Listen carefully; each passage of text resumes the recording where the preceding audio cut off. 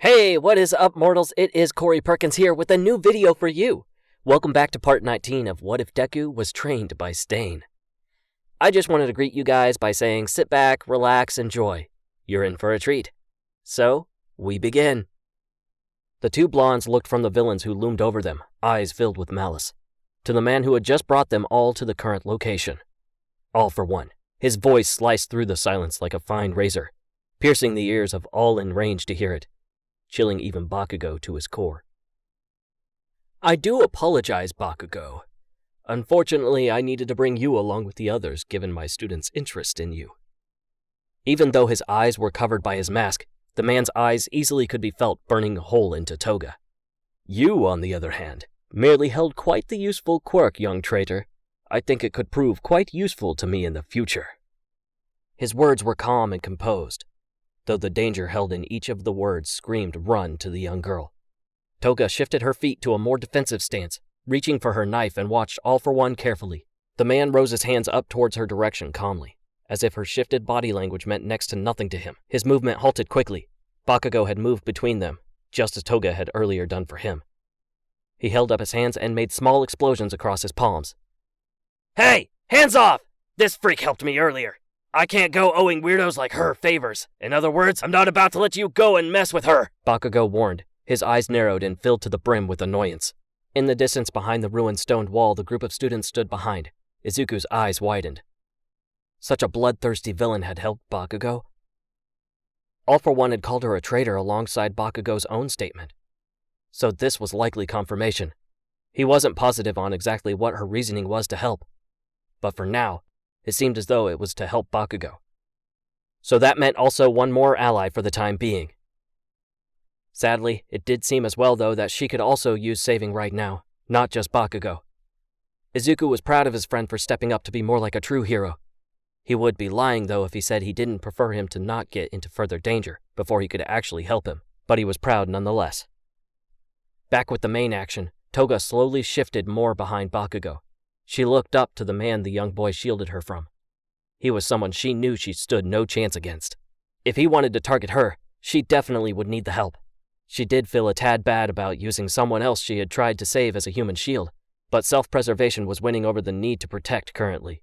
She then looked to Bakugo. He really was a hero after all. One that could get hurt badly right now because of her own actions. Pushing guilt aside, the young girl knew well that not much would be done about the situation currently. There you are. All for One's voice cut back into their ears before much more could be thought about the matter. He moved with such swiftness to face All Might that it could be missed with a single blink, and with another one could easily miss the fast arrival of All Might.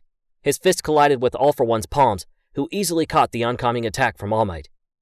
The impact sent ripples of wind in all directions, which easily knocked those without cover off their feet. Bakugo slammed into Toga and knocked the wind out of her. The two crashed hard to the ground with grunts and winces of pain.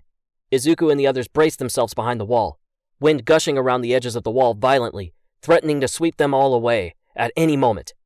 Upon the wind dying down, the students peeked back out. They watched the scene further unfold in hopes All Might had just fixed their major problem. Much to their horror, he hadn't.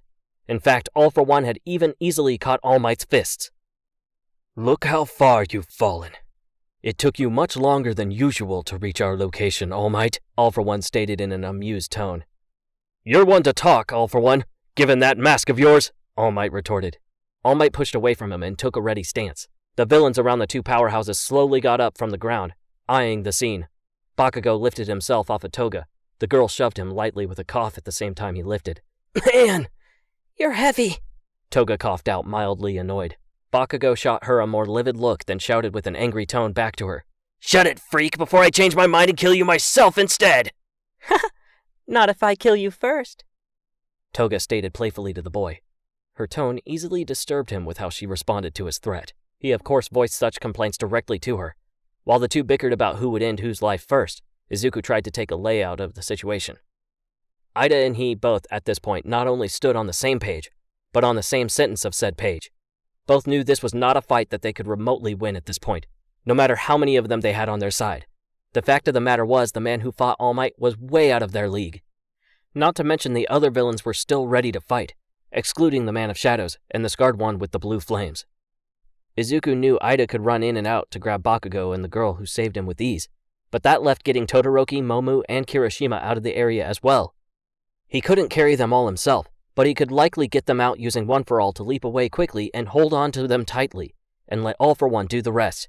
They would need to time it right so Ida would already be on his way back by the time Izuku would be leaving. This way, neither one exposed the other before they could get away. Izuku looked to the others, who slowly looked back to him from the scene hoping for a plan.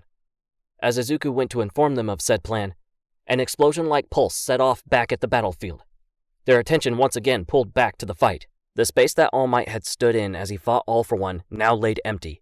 Their eyes trailed the path coming off of the spot toward a building with a large hole now at its center. Shigaraki, claim your prize, seek your revenge and leave. This is no longer a place for you to dwell any longer, he declared, much to Shigaraki's dismay. But, Master! His voice was cut short by a kick to the face from a bulky yellow boot, knocking the hand he kept as a mask on his face to the ground. Gran Torino now stood on the villain's face for a moment, then backflipped off in time with All Might to return to the battlefield. You're late, All Might stated, which made the older man scoff.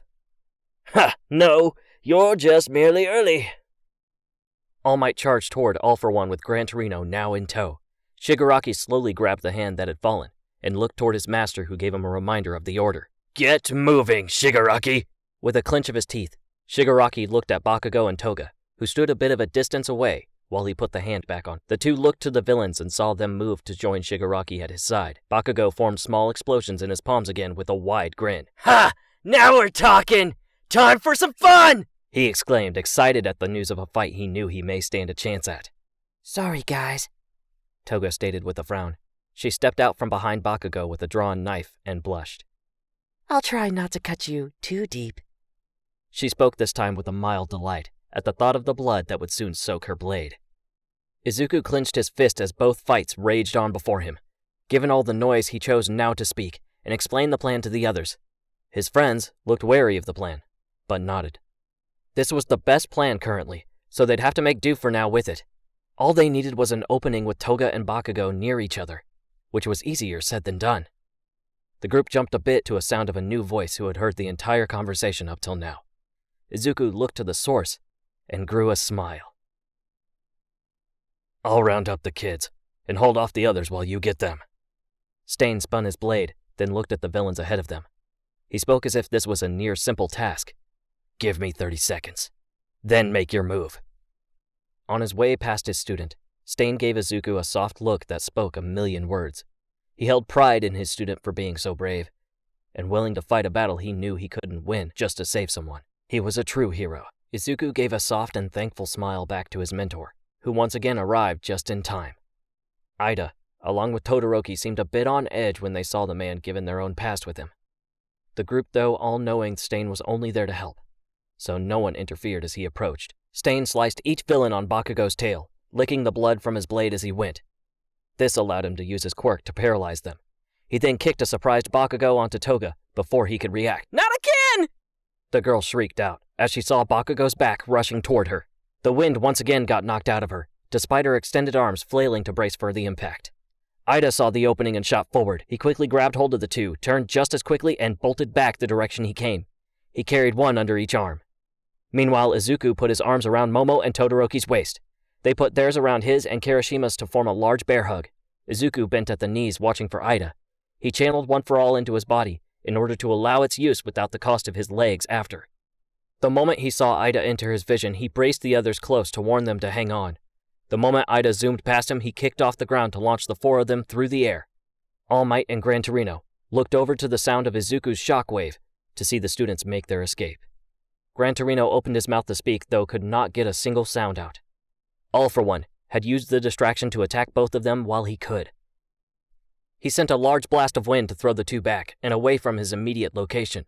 He then turned to Stain and the villains who had followed him, half of which laid limp on the ground thanks to Stain's efforts. All For One saw no other choice. He quickly raised his hand up and sent out black-like streaks from each of his fingers. Each streak had a red-like circuitry coursing all throughout it, every one of them piercing into Kurogiri's chest. I'm sorry, my dear student, but you need to leave now. The future of our very plans depend on it, he said simply. Shigaraki clearly had desired to argue, but had no time to do so upon Stain's next action. Stain shot forward to strike, in hopes to prevent them all from escaping. He kept his eyes trained on All For One rather than the black portal that formed behind him next to Kurogiri. All For One was the one forming the portal, so it would be easier to go to the source than try to take out as many as he could before they left. Stain went to strike All For One with his blades. All For One gripped Stain's blade with his bare hands upon his strike to prevent Stain from getting the blade free and moved it around to prevent him from properly licking the blood. With a shift of his hand, he sent out a gust of wind from his palm toward the lot of the villains and flung them into the portal. Shigaraki pleaded to his master to no avail the entire time, until he was fully submerged into the portal. All your efforts as heroes are meaningless. You truly are a fool to continue this fight rather than run, he said simply. Stain let go of his sword to grab at a knife on his side. All Might, alongside Gran Torino, finally had gathered themselves and began their way back over to the fight. All the while, a helicopter came onto the scene and began to broadcast the fight. A true hero will fight on despite the situation, he began to speak. All For One slowly picking him up by his face, then tossing his sword to the side. Even if I'm to fall here, there will always be more heroes to stop you. Stain plunged his blade into All For One's side, which caused the man to grunt in pain. All For One bore through it, though, and took his quirk. He glanced to All Might, who shouted at him, closing the distance quickly, but not quick enough. With one clenched hand mixed with super strength, Stain's life was ended. All Might's cry of anger echoed through the area, while Izuku's echoed elsewhere upon landing and seeing the fate of his mentor over the broadcast. All Might's fist shot forward to strike All For One, only to hit Gran Torino coming through a spot of goo, created by All For One to use the Elder as a human shield. All Might clenched his teeth and caught Gran Torino, and then sent another punch toward All For One. Detroit! Smash! All Might shouted out. The blow landed square into the face of All For One. The ground cracked under them and sent All For One a good bit of ways away. Izuku dropped to his knees and into his friend's arms, who looked at the broadcast with concern. All Might looked quite worse for wear, and exhausted at this point. He hit his limit hard by now, and shifted to his Small Might form, panting hard. He set Gran Torino gently down out of the way the best he could, apologizing to his old teacher. Did I strike a nerve? Pity. All For One asked simply with a laugh. Come at me as hard as you'd like. All For One slowly sat up. He looked to All Might, amused with what he saw before him. But if all you throw at me is weaklings, you will merely receive the same fate as that man there. All For One held a matter-of-fact tone to him, motioning lazily to Stain's body. All Might beat down the rage the best he could, and looked to the distance. There he saw more heroes who neared their location. Believe what you will, All For One, All Might then spoke confidently. While he gathered what left of One For All he had access to, he raised his fist into the air, silence brewing from all directions, and radiated from the crowds who watched on from the broadcast. Heroes landed to help the people around the area, while Endeavor silently landed behind All For One, who was more focused on All Might at the moment and had not yet noticed his arrival. Endeavor nodded toward All Might, signaling he was ready for when All Might was. He knew that look from All Might. He still had some fight in him left. But heroes will always find a way. That man may have been a vigilante, but he wasn't wrong. All Might clenched his fist and forced himself back into his full form again. There will always be heroes, and with enough determination and will. He channeled all he could into his limbs and continued to talk.